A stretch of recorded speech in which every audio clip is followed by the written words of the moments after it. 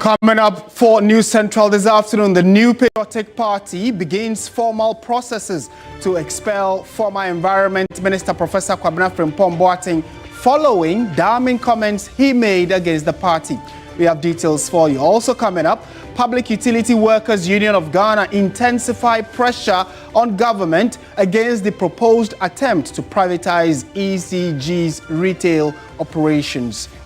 We'll delve into that as well. And later, we'll bring you the story of how a joyful couple for over a long period are about to have, in fact, they've had a quadruple joy where a 30-year-old surrogate mother has had her dream come true. Details of all of these coming up for the next 1 hour.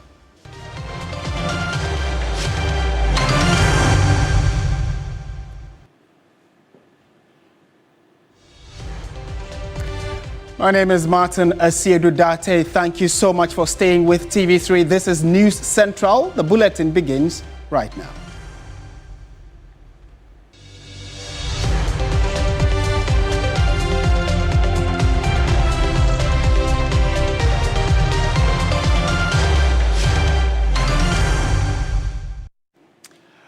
We're starting from the political front, where the New Patriotic Party, the NPP, has begun formal processes to expel former Environment Minister Professor Kwabena Frimpong Boateng following comments the party says are damning and inconsistent with its values. This was announced in a statement signed by the party's General Secretary Justin Kodua Frimpong on Tuesday, the 13th of January 2026. That's actually today. According to the party, Professor Frimpong Boateng, during an interview on Channel 1 TV on Monday, January 12, made remarks in which he described the NPP as a fake party and suggested that he no longer considers himself a member. The statement added that during the interview, the former minister also alleged that the NPP's 2023 presidential primary was rigged in favor of Dr. Mahmoud Bawumia, the party's flag bearer for the 2024 general elections. The NPP said Professor Frimpong Boateng's comments are highly reprehensible and undermine the unity and integrity of the party, and as a result, it has invoked the relevant provisions of its constitution to begin the process of expelling him in line with due process. And this has been greeted with quite some reaction already on social media.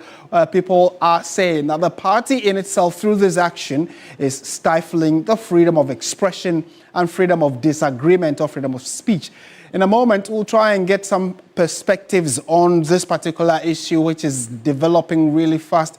And also, it's part of the build-up to the party's January 31 primary to elect a flag bearer. So it looks as though this is a build-up to how the party is looking to shape itself up far ahead of the 2028 elections. But let's now speak to senior lecturer and policy analyst with the University of Ghana, Dr. Joshua Zato, who has joined us on phone for a quick chat. Doc, good afternoon to you. Thank you for joining us on News Central. Good afternoon, and thank you to all your listeners all over the country. Well, I'm sure you have followed this conversation about the party's decision, but let me start from here. Have you heard Professor Frimpong Boateng yourself, the interview that the party is basing this decision on, and what are your thoughts on what he said? Well, thank you. Yes, I've heard a snippet of the interview, and I can say that Professor Boateng has a right to freedom of speech. He has a right to say whatever he wants about the political party that he wants to belong to, and nobody can take that right away from him. He did make some comments about his political party. He did contribute to the public discourse about how the political party he once belonged to, or he belongs to, he's still a member of the NPP, and what is happening and not happening there. Yeah, he has that right. He has that freedom of speech to speak and to make those comments. But I think in the same way that he did that, the New Patriotic Party also has the right to react to those comments and to react to those statements. And I think we have seen the NPP's reaction. I don't think we have seen the end of this story yet. It's just beginning. And so I mean, I'm picking up from where you left off. Do those comments, in your view, warrant what the decision of the party looks like, which is the decision to expel him out of the party? Well, if you just look at what he said, then it means I don't think the man himself wants to stay in that party. So I think that they will all be doing themselves good if they just part ways. What actually intrigues me is that you go ahead to say the NPP is not what you know, the NPP is fake. But you should just go ahead and just say, I'm leaving, I'm no more a member of the party, because why do you still want to be part of a fake organization? I don't get it.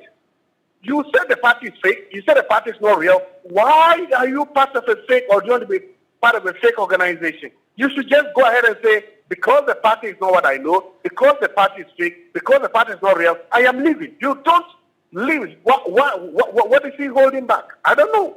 Yeah, but Dr. Zato, I've listened to portions of the interview where he, amongst other things, said that the current crop of, what looks like the party is fake, and that he is still part of the party. He is part of the virtual group of people. So it is not at variance with people who disagree. Just like even one person who's also seeking to lead the party, he also had issues with, for instance, the primary that elected Dr. Mahmoud Bawumia. He also had disagreements with them, but the party did not come up with, such a statement to want to expel him.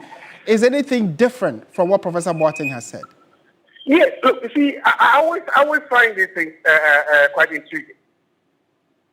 Everybody has a problem with the way a primary is done. When Akufo-Addo lost to Kufuor, he had a problem with that primary. He didn't issue a disparaging statement. When, when Akufo-Addo won against Alan in 2007, he had a problem with the primary. So having a problem with the primary is completely different. It's justified. But if you now go out and say that the party that you belong to or you say is fake, now that is different from saying that you have a problem with the primary. Secondly, if your problem is with the leadership of the party, God or the party's structures have you the chance. The party is going to Congress to elect all the leaders this year. So you can just say that, okay, thank God we have the opportunity to replace all the leaders. Now, if you are not saying that you are military, you are saying the party is corrupt, the party is fake, why do you want to be part of a corrupt and fake party? I don't see it. Okay. Because to him, much is given, sometimes much is expected. If a small member of the party were to say this, then the party could say that, okay, this is a small member pension. But this is a former cabinet member and considered a senior member of the party. To say that the party is corrupt would have provided a sample of evidence. To say that the party is fake, that is not usual commentary from a senior member of the party. Okay. And so the party has a right to try to protect its integrity. The party has the right to say that we have an integrity to protect here. And if somebody is saying that we are corrupt and somebody is saying we are fake, that person better be able to justify those things. If not, then we have to part with. Why do you want to continue to be part of a corrupt and a fake organization? That is the question that the leadership of the party is asking today. Why? Okay. Dr. Zato, thank you for your time and thoughts on this subject. He's a senior political science lecturer. We also do have Professor Smart Sapong with us. But before we go to Professor Smart Sapong, let's engage a founding member of the party and to pick his thoughts on what he also makes of this development. Dr. Nyaho Tamaklo has joined us on phone. Doc, Happy New Year to you. Good afternoon. Thank you for joining us on TV3. Many happy returns. You are an elder of the party. A colleague elder or a fellow elder is on the brink of being expelled from the party. I'm sure you've heard what must have led to this. What will your initial thoughts be on this development? I listened carefully to my colleague, Professor Boateng Boateng, yesterday in that interview. And I'll say, without fear, that I agree with him entirely. All the points that he raised are issues that are really worrying the party. Now, what I'll say at this stage is that If they start from Boatin, then they should sack me. They should sack Kwame Training. They should sack Dr. Asa Kennedy. And quite a normal office. Now, this party was formed by Democrats. Listen to me carefully. By Democrats. Those I mentioned, including myself, we are not even the founding fathers. We are founding members. But people like B.J. Darocha, people like Professor Edubuain, people like Peter Ala Ajete, people like Sami Odoi-Sais, people like Stephen Kreku, people like Bikai of Kumasi, people like B.K. Adama, people like Sarifu Ibrahim, people like Tolona Yakubu Tali. All those I have mentioned, the only person surviving now is Odoi-Sais. These people will turn in their graves. And whoever in MPP now thinks he can sack inform what they should try it. They should try it. The party is now in hands of looters. They have not performed well. They came to power through thievery. We all know it. Right. We all know it. And if they are going to continue to disturb the party, then they should know that some of us are ready for them. Dr. Nyahotamaklo, the concern the party is raising is that if he is a member, he probably should not be calling the same party fake. And that even if he disagrees, there probably are channels he could use to express his disagreement or his grievance. And for that reason, they think they would want him out. You say you totally agree with what Professor Frimpong Boatin said. How then do you take the bit about he describing the party as fake? No, Frimpong Boatin is not a kid. Frimpong Boatin academically is very solid. Frimpong Boatin is a man of integrity. He's a hard-working person. Frimpong Boatin knows how to choose his words. And if he says the party is fake, he knows why he says so. And if I were them, they would have come a quiet discussion with him before coming out the way they came. This shows clearly that the party is on its way to destruction. And some of us, including my very self, we shall make sure that these destroyers are rather removed from the party, so that the party that was formed by men of integrity will survive. Doc, my last two questions before you take leave of us. We'll look at the bit of your submission where you said if they dare or if they want to, they should sack him and we'll see what will happen. Would you also, resign from the party or get the elders to leave the party? What is it that you think could happen if they attempt? Now they are looking forward to doing that. If they do sack him, what would happen? I will never resign from New Patriotic Party because we were there before those of them in office now came. We respected leadership and hierarchy. We did. We understudied these giants who have passed. And when you talk about sacking somebody, then you must know exactly what you are talking about. The party, as I said earlier, was a party founded on the principle of freedom and justice, on the principle of democratic dispensation, on the free principle of free discussion. Okay. If Frimpong Boatin has said that the party is fake, he has not insulted anybody. He's saying exactly what or how he finds the party. And I don't see anything wrong with that. Right. And my final question, Doc, will be, so how do we resolve this? The parties are looking at a January 31 primary. A lot of political activities happening within the rank and file of the party. This seems to be a distraction. How do you think the party can resolve it going forward? Now, to begin with, initially, some of us told them that the plan they have adopted will be a failure. I said it personally, because they should have started the other way around. You don't pick the leader of the party when you have lost so heavily in a national election. What you do is that you come to the grassroots and mobilize the people. Explain to them what brought this total failure.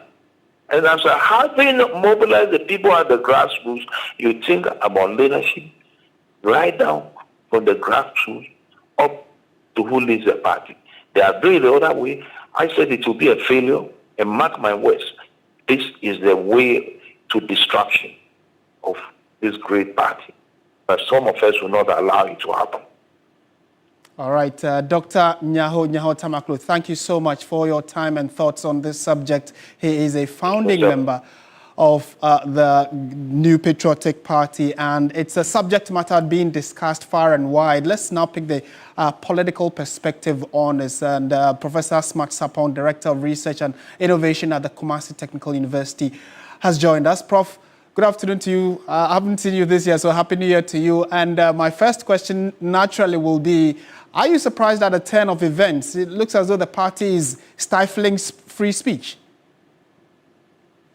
A very good afternoon to your good self, and many happy returns as we begin this new year, along with our cherished viewers. So, interesting twist to things. I think Frimpong Prof has been quiet for quite some time, and I was thinking that as his stature, he will be behind assisting in correcting some of the wrongs. It came as a surprise to me to hear that interview and to understand that perhaps he is quite on a different level, still not too happy with his party and all those things. So quite a shock. Then the response from the party through the General Secretary, I'm sure it's an indication of intent. Maybe it's still not too late for them to meet midway and then see how to, if there will be further clarity on the interview to party leaders or council, and then maybe subsequently the party also amending its stance on the letter we have all read and all those things. I think it's still not too late because the responsibility is mutual. Much as things might be going wrong from the perspective of the founding members, they too owe it a responsibility to make sure that at their level, they would make sure they leave behind a party united, a party that is progressive and all those things. They don't have to leave things to destroy further, or perhaps through their comments and dissatisfaction, get things to destroy further. They must admit that, yes, they are giving way to the younger ones, and the younger ones may need some guidance as the transition occurs. So the responsibility for me is mutual. Much as they see things wrong with the younger generation, they must as well take the responsibility and not to make it feel like things are totally out of hands. They can use all words to describe a party they sat to form. So I'm in the middle somewhere, seeking mutual responsibility from both the elders and then the younger generation, because, I mean, things cannot be allowed to go the way it has started. This wouldn't be the first time a prof or a leading member of the party expressed a disagreement of how things were done in the past. And even now that their party is in opposition, daily activities come up for public criticism. So for a senior voice like that of Professor Frimpong to come up and with this kind of immediate response, people are saying the party over time is beginning to shun the ideals of allowing democracy, freedom of speech and expression. Could that be a truism? Could there be some truth in that? You know, internal democracy at the party level, it is not just democracy, it is an internal democracy. And some of these disagreements are expressed vigorously and vociferously during party meetings. I am sure at their council, especially the one that decided to do bottom-up, up-down approach, I'm sure there will be several vicious and vigorous disagreements, but it is internal. You are allowed to express yourself, use all terms whatsoever in the presence of the chairman and party elders. And then at the end of the day, democracy will prevail. They will perhaps cast it to a vote, and whoever stands wins, we go. When a democratic person leaves the courtroom or the place where democracy is required and stands outside the space of democracy and spews it out to the outer world, to all other competitors. You know, this thing is not only about MPP, it's about MPP versus NDC versus CPP, those things. So once you move outside the space where democracy is supposed to be entrenched, then it is beyond democracy. Then you are actually selling out, giving arsenals, weakening your party in the face of other competitors. And that is why I am calling on those who are elders perhaps to perhaps find another way, because it is incumbent on them not to leave behind as they grow older and older. The Dr. Nyahota Macro we knew some 10, 20 years ago during Kufuor's positive change, 2000 and all those, it's not the same. Dr. Nyaw, age is actually blessing him and he's becoming older and older and weaker and weaker. Same with Professor Frimpong Boateng, same with Dr. Mpianim, same with Dr. Atta Kennedy and all those lists that he mentions. I am saying that their perspective may be different from the current perspective, and actually their generation will have to give way to the new generation. At a point, President Jerry John Rawlings had to give way, some of the others had to be toned down and allow new guys to take over. That's a good point. Sorry for butting in, but that's a good point you make about, you know, the elderly and the young generation, and they finding a middle ground where there'll be knowledge transfer, there'll be, you know, the camaraderie that we see in political parties. But there seemed to be a challenge with reaching out, especially to either the current crop of leaders or the current groupings of persons that make up the party. There seemed to be a clear disconnect. Even former President Kufuor has had cause to say that there seemed not to be the respect for the elderly in the party. I said, you know, in the local language, they say, "Penyi nifia na." You know, so this is not only Professor Frimpong Boateng's concern. Even former President Kufuor has raised it. So how then do we blend, or how do we find a middle ground for this kind of merger or, you know, unity you're talking about? Yeah, so let me drive to the younger ones. Usually in our settings, you would have to move to elderly people. So if that is lacking, then it is a very big minus on their part. And again, I feel it is not too late. It is 1 year into opposition. They can better up in 2026, bridge the gap between the elderly and themselves, because sincerely speaking, the future cannot stand without proper reference to the past. And they need these people, now that they are alive, to consult. Okay. But I want to still draw attention of the elderly to the way President Kufuor goes about it. He says it and leaves it, and I'm sure there's room for further engagement behind the scenes. He doesn't draw a complete conclusion, a negative one for that matter, and leaves it in the public space. I would plead that going forward, if the elder ones who are dissatisfied with the way things are going will even comment in public, they should end on some recommendations so that the kind of adage that says that you too for them the Bible will still be achieved, because it's like you have some recommendations to pass on to the younger ones. You are not getting them in-house. Okay. So once you chastise them a little outside, end it with those same conclusions, recommendations that you wish to have given to them, for which opportunity you never got. But if you leave it just like that, in a very politically competitive environment like we have in Ghana, you are largely weakening your party. All right, Professor Smart Sapon, pleasure talking to you. Thank you so much for your time and thoughts on this. Trust your election command center to keep tabs on how all of this is going to unfold, and I will update you subsequently and see what the next line of action will be. This is News Central. Still to come, though. Everybody come, we gonna roll it over them, we gonna roll the union home. Higher! Higher!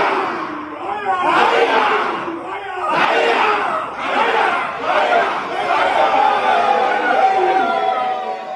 Right, now Now, this afternoon, the Public Utility Workers Union of Ghana, PUWU, is in collaboration with the Trades Union Congress, is expected to reaffirm and strengthen its opposition to the proposed privatization of the Electricity Company of Ghana, ECG's retail operations. The International Monetary Fund, the IMF, in a recent report indicated that it expects private sector participation in ECG's retail operations as part of ongoing reforms. However, the union argues that such a move threatens job security, could drive up electricity tariff, and risks undermining national control over a strategic public utility, adding that previous privatization efforts in the power sector failed to improve efficiency and instead worsened service delivery and labor conditions. The union is further raising concerns over what it describes as inadequate stakeholder consultation and a lack of transparency in the process. And in a moment to speak to my colleague Noble Crosby Annan, who has been at that meeting where we're told that PUWU and organized labor are more or less up in arms against this decision by government to bring in an external or a private entity to manage ECG. Let's get the latest. Crosby, thank you for your time. So what exactly are these concerns? Is it a reiteration of what they've said in the past, or there are new issues being raised here? Exactly, Martin. This is more about reiterating the position in the past that rejecting government plans to privatize or introduce private sector participation in the work of ECG and Northern Electricity Distribution Company. They started the move as unnecessary, as risky, and then it is a move that is ideologically driven. That is what they're saying. The union says the government has already begun process of appointing a transactional advisor. That we know because it came from the energy minister himself. And it's considering concession arrangements that would handle over the entire distribution chain. And I'm talking about from bulk power supply to the consumer to private entities. And the move that PUWU argues would effectively dismantle ECG and NETCO. It is insisting that privatization and so-called private sector participation are the same in substance. So privatization or private sector participation, they mean the same thing. And then PUWU and PEC base their opposition on the recent success of a 6-month union-led turnaround program implemented between July and December 2025. They say that an agreement was reached with government for a 6-month turnaround program. They have exceeded their target from 900 million to 1.5 billion cedis in revenue. So if government allows them, they will be able to turn around the fortunes of ECG and NETCO, and there will not be the need for any private sector invitation.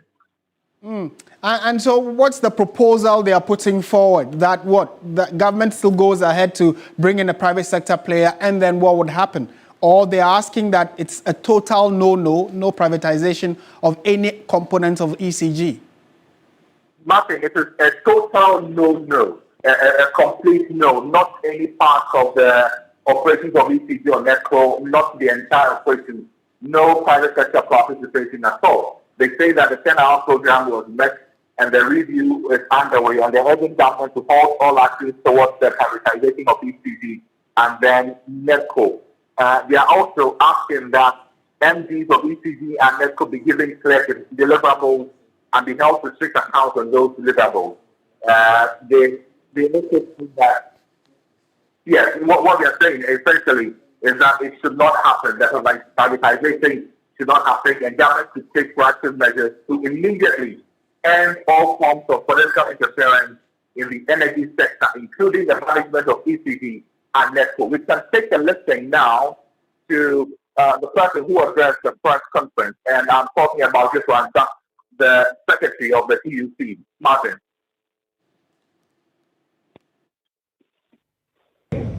We have noticed the vigorous attempts by government and its officials to distinguish between privatization and private sector participation in ECG and NETCO. We would like to place on record that privatization and private sector participation are one and the same.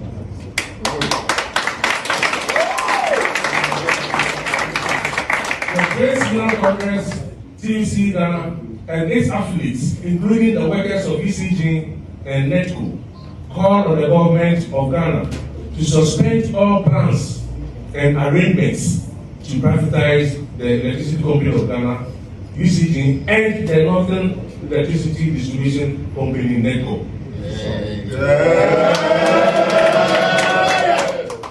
This call is based on the recent history of privatization in Ghana.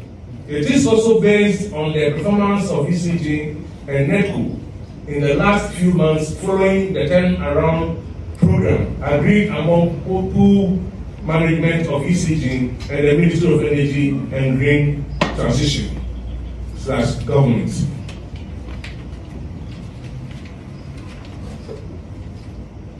ECG turnaround program.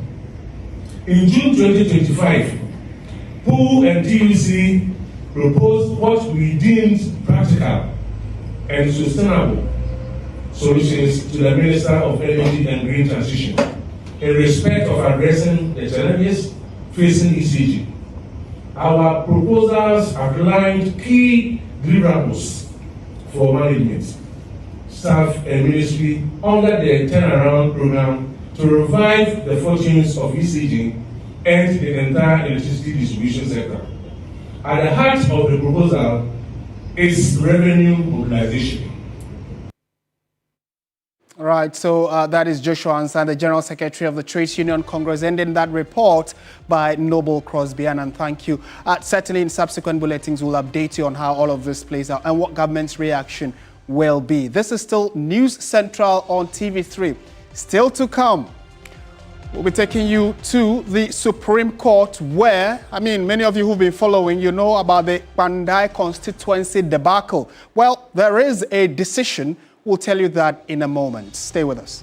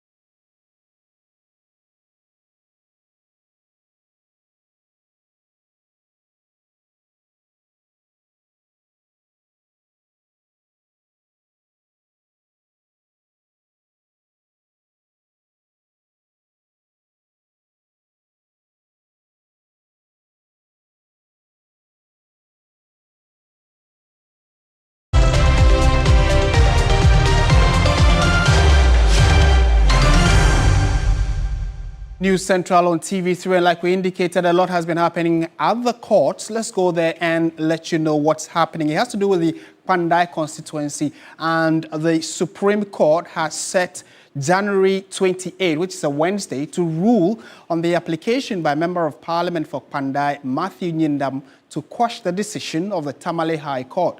The NDC parliamentary candidate for Pandai, Daniel Nsala Wakpao, filed an election petition which resulted in the annulment of Nyindam's election.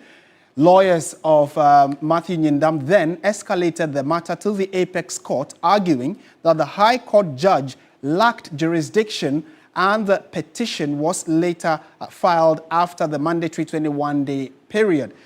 Let's listen to what transpired in court right now. And Lord Edua Sari is our court correspondent. He's joined us. Lord, so thank you for joining us. To start with, what's the reaction after the decision to adjourn again this case that many thought would see some finality today? Well, Martin, both parties are pretty confident ahead of Wednesday, January 28th. For example, Nelson Defenko, he's saying that let's wait for the decision of the courts, but looking at the argument that they've made, they believe that at the end of the day, things may go in their favor. Same goes to the NPP, who was led by Gary Nimakon. But essentially, the crux of their argument today was that Gary Nimakon, the lead counsel for Matthew Nyindam, he argued on two grounds. First, being that the Tamale High Court judge acted out of jurisdiction, in that the NDC candidate, Daniel Nsala Wakpao, he filed the petition out of time, which was the 21 mandatory period. Now, he noted that he filed the petition on January 25, although the Pandai parliamentary elections was gazetted. The results were gazetted on December 24. During the calculations, he indicated that they filed their petition way out of time, and so prayed the courts to quash the decision of the High Court, relying on this. The second ground was that he indicated that looking at, for example, the jurisdictional error by the judge, all other action taken after that was essentially null and void. And so again, he was saying that the Apex Court should rely on these and then quash the decision of the Tamale High Court. Now, lawyers of Daniel Nsala Wakpao, led by Sika Ablan Ado, she vehemently opposed the application, in that she indicated that there were two Gazette notifications on the day, the first being December 24, and the Pandai election results, she added that they were re-gazetted on January 6, and they relied on the January 6 Gazette to file their, as it were, election petition. So it cannot be the case that they filed out of time. She added that in any case, Matthew Nyindam himself relied on this January 6 Gazette at the Tamale High Court, and so she actually accused them of cherry-picking which Gazette notification to use for their application. Counsel for the Electoral Commission, who, by the way, Martin, they turned up in court today, because you recall that at the last time there was no representation from the Electoral Commission. It was just the lawyer who was in court, and it evoked some emotional outbursts, for want of a better word, from the bench, blasting them that they should take the matter pretty seriously. And so this time around, we had representation from the Electoral Commission. So the lead counsel, Justin Amenuvo, he indicated that, you'd recall, Martin, that the Akwetia parliamentary results had a similar situation, where they indicated that media publication of the Gazette was relied on to declare the, for which reason they filed the petition. And so indicated that using this in hindsight, or using this as a case study, immediately this happened, he went to get the hard copy of both gazettes, which is the December 24 and then January 6. And so he indicated that the court should rely on these. So, Martin, basically, Daniel Wakpao's lawyers are saying that the bench or the Apex Court should throw out this application to quash the Tamale High Court, because it cannot be the case that they will rely on the December 24 Gazette notice when there's an updated version which contains all the 276 constituency results, including that of Pandai. And so we're back in court January 28th for the Apex Court to make the final judgment on this application. Then there was the order for the injunction, or if you like, suspension of the Pandai rerun until the final determination of this matter, Martin. Right, and Lord Du Asari there reporting from the court. So we know that January 28th is just next week, Wednesday, and we'll definitely be updating you on that. But we know that one of the counsels for the NDC in the person of Dafamakpo Nelson has also been speaking on this. So let's listen to it. Members of the media, the court just heard arguments in the sexual application board against the decision that was delivered by the High Court Commercial Division in Tamale regarding the order directing the Electoral Commission to order for a rerun in the Pandai parliamentary elections. The matter has been adjourned to, I believe, Wednesday, 28th of January for a decision. Now, we believe in the wisdom of the Supreme Court, so we know that justice will be done. You must look at conduct of the parties in the matter. This is a case that the applicant or the respondent in this matter, the second interested party, the applicant in the petition case in Tamale, didn't sleep on his rights. When the Electoral Commission was refusing to issue Gazette notifications, after 2 weeks, when the elections were held on the 7th, and by the 23rd, time was running. So we went to court. Nobody can blame somebody who goes to seek a judicial remedy. So where public documents are made available in court and they are brought to your attention, you have a duty under law to observe the terms of those public documents. Today they say that they are online publications, but they were not online publications. Those were the same documents they brought to Parliament. In fact, on the 6th of January, that was the document that the clerk relied on to swear me to take the former in as a member of Parliament. Exactly. Right, so in the coming days, we will know what the court's decision will be. Let's go to one of our headline stories we have for you this afternoon. It's all joy for a 30-year-old surrogate mother who has given birth to quadruplets in Ghana, bringing hope and joy to a couple who had been struggling with infertility. The intended mother had lost her womb during a fibroid operation, making it impossible for her to carry a pregnancy. Portia Gabo brings us excerpts of a full story that will be aired later tonight.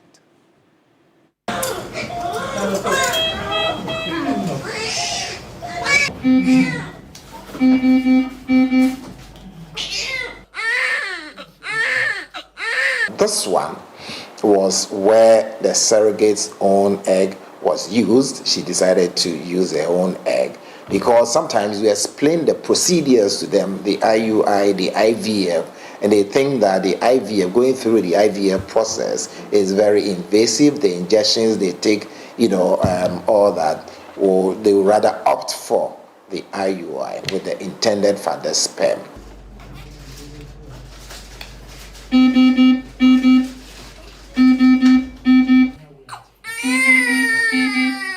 Our lawyer has drafted a 28-page agreement. The surrogacy is now regulated in Ghana. So we have the Act 1027, Registration of Births and Deaths Act. When you go in there, you see that surrogacy is regulated in the country. So everybody is serious about it, and we are very particular about it, especially taking the welfare and health of the surrogate into consideration, making sure that she is well catered for.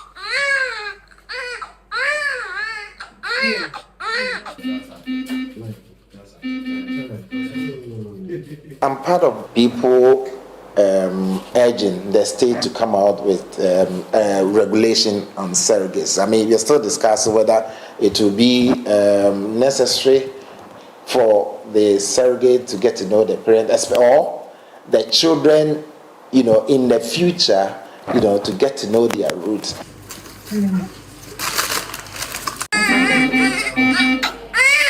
From $28,000 you can't get it. But in other facilities in the country and then all that, it starts from $30,000. In the States, you are getting to around $100,000. So surrogacy can be expensive, but then we try as much as possible to be reasonable.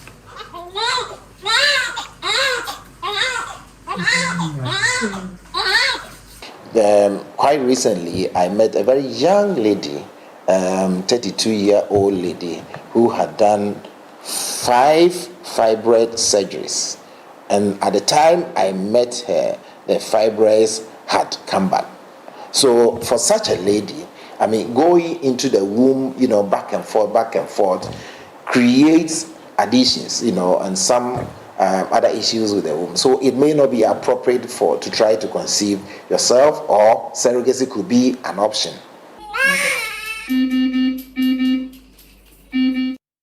And many people watching this story are smiling. May you receive the bounty of having a baby cry at home if you are expecting. Hallelujah to that. Well, we'll bring you that full story later tonight, so you want to stay with TV3 and watch how the full story unfolded. Let's go on to some other stories now. The Ministry of the Interior is urging the public to take advantage of the ongoing gun amnesty program or face a 10-year prison term if they are found out. Now, the Small Arms Commission is also cautioning foreigners that anyone caught with illicit weapons or attempting to smuggle them into the country will not be spared. Firearm importation, sales, new permits and registrations remain suspended as government and security agencies intensify efforts to retrieve illicit weapons. Since 2002, over 10,000 illegal firearms have been destroyed. Police and Small Arms Commission data for the first half of 2025 recorded 122 armed robberies, 342 murders, 70 arrests for unlawful possession, 156 deaths, and 93 injuries from gun-related incidents. The Deputy Interior Minister, Ebenezer Oklete Telabi, says calls for an extension of the amnesty are under review, but once it ends, the law will fully take effect. Are aware of the growing public interest and stakeholder call for the extension of the gun amnesty program. I wish to assure you that the Honorable Minister of Interior is giving careful consideration to these calls. While this consideration is ongoing, it is important to emphasize that the amnesty is still in effect.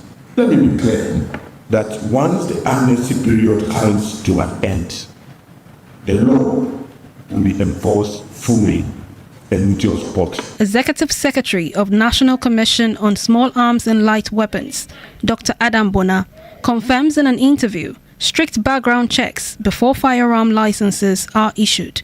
If you are someone with good behavior, someone who the law says we can register for you, it will be registered for you after background checks and everything. But those ones that are brought in and cannot be registered, we are confiscated to the state and destroyed. And we have thousands of them that are likely to be destroyed, hopefully this year. He warned against attempts to aid the smuggling of illicit arms. Anyone who comes in, even if it's a diplomatic, you enjoy diplomatic immunity. You have a diplomatic bag that is sealed with a diplomatic seal, that it shouldn't be opened. If we have intel that that diplomatic bag contains weapons, illicit weapons, it will be opened. You can't come under the guise of diplomacy and bring weapons. But if we have credible intelligence that that bag there contains firearm and ammunition, and you haven't declared them, obviously it will be opened. And if it is opened, I will take you through the due process. He further notes that an informant reward scheme will help recover the remaining illegal weapons, urging citizens to report offenders to police for compensation. Now, I'm sure those of you who are in the University of Ghana would know by now that the Ministry of Education, through the Ghana Tertiary Education Commission, GTEC, has announced the approved fees and charges for the 2025-2026 academic year with no increase in the academic facility user fee. This follows widespread public concern after the University of Ghana released a provisional fee scheduling which indicated an increase of 25%, prompting an immediate intervention by the Education Ministry. Let's listen to the Deputy Education Minister who's been speaking in this report by Nura Mohammed. Students of the University of Ghana were met with unexpected news as they returned to campus for the first semester. The revised fee structure reflected increments of up to 25% for some year groups, with others recording increases as high as 34%. The development sparked widespread outrage among students, parents, and the general public amid concerns that the fee hikes were not approved by Parliament as required by law. In response, the Ghana Tertiary Education Commission (GTEC), in a letter dated January 5, directed the University of Ghana to reverse all fee increments, suspend further collection, and refund monies already paid under the increased rates. Following a stakeholder meeting on January 8 involving the Education Ministry, GTEC, University Management, and Student Leadership, the Deputy Minister for Education, Dr. Clement Park, together with GTEC, issued a directive on Monday, January 12, to communicate the revised and approved fees and charges for the 2025-2026 academic year. As we speak, GTEC has already written to the University of Ghana on the 6 points that we agreed upon. But essentially, the meeting sought to examine the fee increases, which components of the fees were increased, and to look at a fee that would not encumber students. But primarily, most of the increases were not from the university.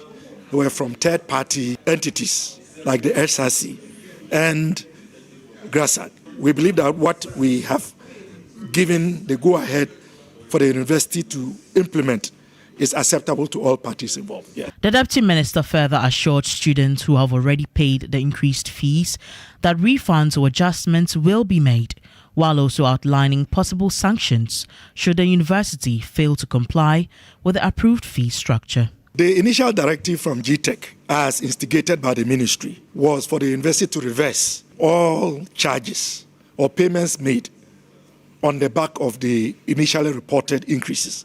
So we expect that that would have been reversed. Or there will always be sanctions. That is why, as a ministry and by the direction of the minister, everything we do, we work with the regulator. Although we are the ministry, we regulate tertiary education through the Ghana Tertiary Education Commission, who can crack the whip. So if UG decides to do otherwise, you can be sure that UG will be sanctioned. Now, 3 people have lost their lives in a tragic road accident on the Offenso Bridge. The incident has sparked widespread concern about road safety on the busy Kumasi-Offenso highway.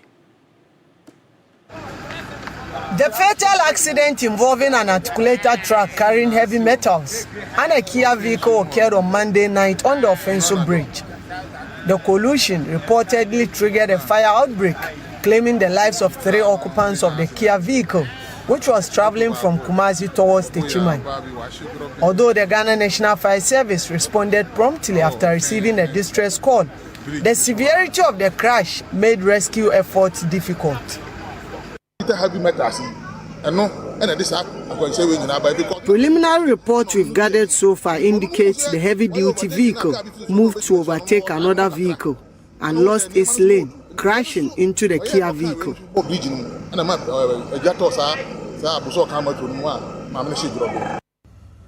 The accident led to heavy traffic congestion on the Kumasi-Offenso stretch, disrupting movement for several hours.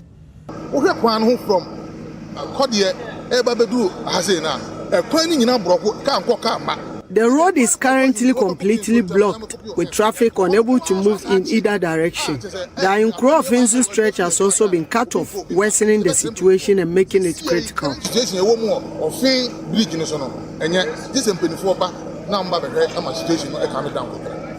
Meanwhile, one other person sustained critical injuries and is currently receiving treatment at the Offenso Hospital. Authorities have since launched investigation into the cause of the accident and are urging motorists to exercise caution, particularly at night and on busy highways. Ibrahim Abubakar, TV3 News, Offenso, Ashanti Region. Well, on that unfortunate note, we bring the bulletin to an end. Thank you so much for watching. If you visit 3news.com, we have many more stories there. You can get pictures, sounds, and videos as well. Thank you for watching. Have a pleasant afternoon. Bye for now.